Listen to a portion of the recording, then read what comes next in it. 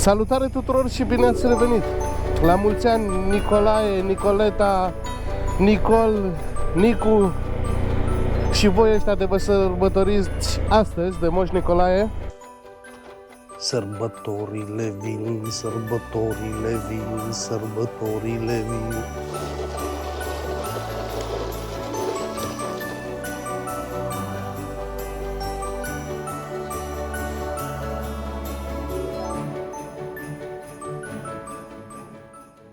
Când ești prost, stai dracu acasă.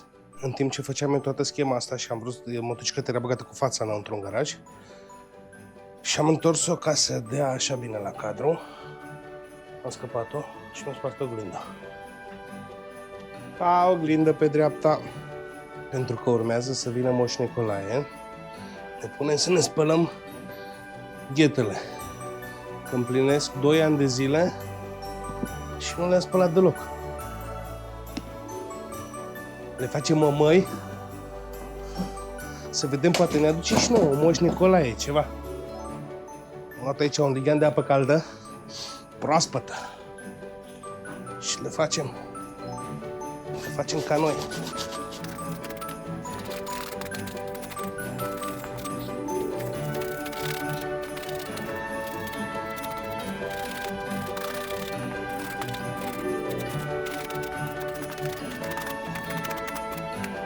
Pune gata.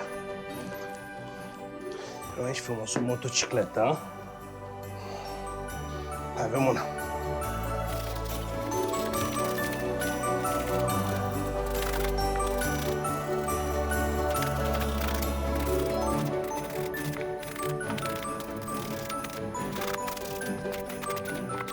Am terminat. Și nici n-am folosit toată apa caldă. Avem ghetuțele curate. Îl așteptăm pe Moș Nicolae. Să vedem ce ne aduce Moș Nicolae.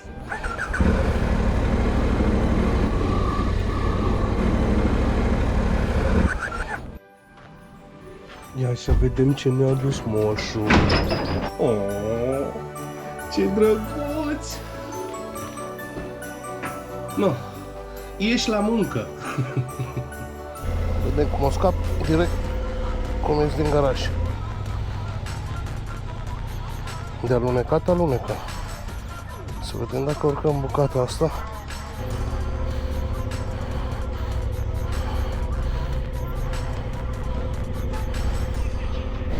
A scos-o, boi!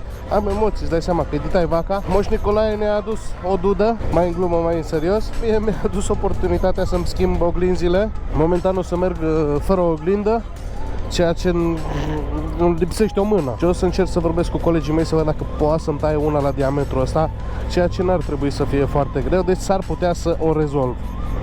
Să vedem dacă colegii mei sunt dispuși să mă ajute. N-am oglindă în dreapta, vreau să văd ce am în spate înainte să fac dreapta. Of. O să mergem așa încet, băbește, vă dați seama. O să facem și niște frânări de urgență. Să vedem cam până unde ne putem întinde. Bine, dar nu știu niciodată, uite, de exemplu, cum se vede aici, dacă cum se vede acolo balta aia, pe balta aia n-aș da în frâne.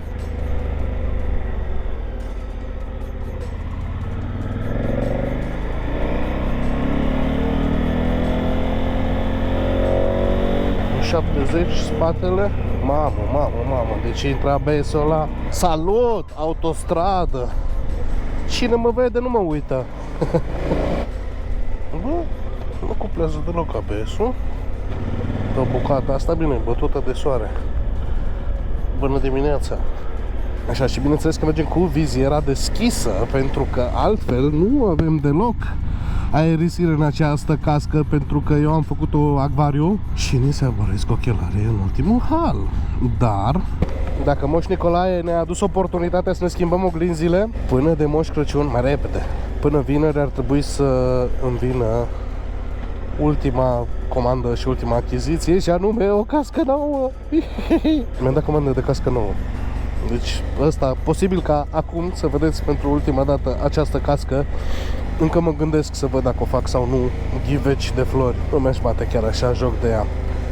Ideea care este? Ce vreau să vă comunic, foarte important și să învățați din ceea ce am făcut eu, este să nu faceți la fel ca mine. Adică nu vă apucați să vă turnați silicon prin cască și ce am făcut eu, pentru că nu este ok.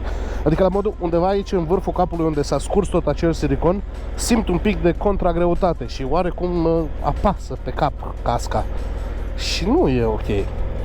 Pe lângă faptul că am închis toate gurile de aerisire și nu mai circulă aerul prin cască și dacă închid viziera, în secunda 2 mi se aboresc ochelarii. Bine, este și diferență mare de temperatură, asta este foarte clar, nu pot să mă aștept la nimic altceva nici de la o nouă cască, dar ca și idee, lăsați casca așa cum vine. Maxim ce ați putea să faceți este să lucrați puțin eventual în jurul vizierei. Asta, da, dar dacă bate vântul în acea cască, așa e concepută, să bată vântul. Nu știu. Ar trebui să ne adunăm toți, să strângem semnături și să nu mai lăsăm, să nu mai cumpărăm în primul rând și în al doilea rând să obținem o petiție, o ce vreți voi, să nu se mai vândă așa ceva, să nu se mai producă căști în care să te bată vântul. Trebuie să fie căști de alea de cosmonaut, de scafandru, de ce vreți voi. Da. Cam așa e astăzi. Soare frumos, 0 grade. Like. Vă mulțumesc pentru timpul acordat. Eu pentru atât am vrut să vă rețin. Să vă spun la mulți ani de Moș Nicolae. Să vă arăt ce mi-a adus mie moșul. Inițial vreau să fac doar chestia cu mănușile respective în papuci și că mi-a spălat ghetele. Asta e pe bune. După 2 ani de zile au ghetele astea. Este pentru prima oară când le spăl. Le-am spălat, ați văzut. Și s-a întâmplat că am vrut eu să întorc motocicleta invers, să nu filmez fundul motocicletei și să o filmez din față, să o iau din profil pe frumusețea asta. Și s-a întâmplat. Am scăpat-o, efectiv. Deci am scăpat-o în garaj. Nu că pe zăpadă, nu că nu știu ce, nu că nu știu cum. Am scăpat-o în garaj. Nu lăsați. Nu-i panică, nu-i stres. Așa cu 50 la oră băbește. Așa că nu vine să mă dau tare. Ce ai? N-am nebunit chiar atât de tare. Deși merge, nu. Aderență avem. Doar că nu, pe unde sunt umbre de copaci ar putea fi.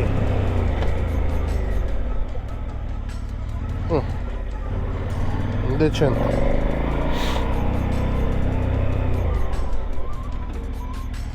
Nu. Există. Aderența e la locul ei. Nu fac griji din punctul ăsta de vedere.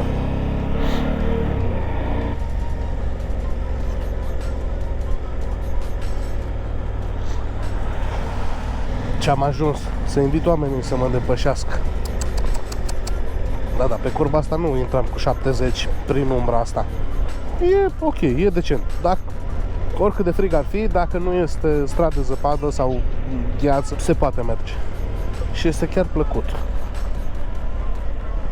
Of, ce frumusețuri! Uite, de exemplu, pe așa ceva nu m-aș da tare.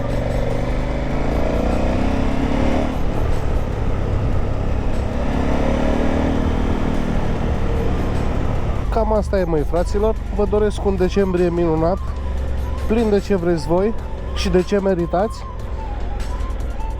Ne vedem cât de curând. Cât mai curând posibil.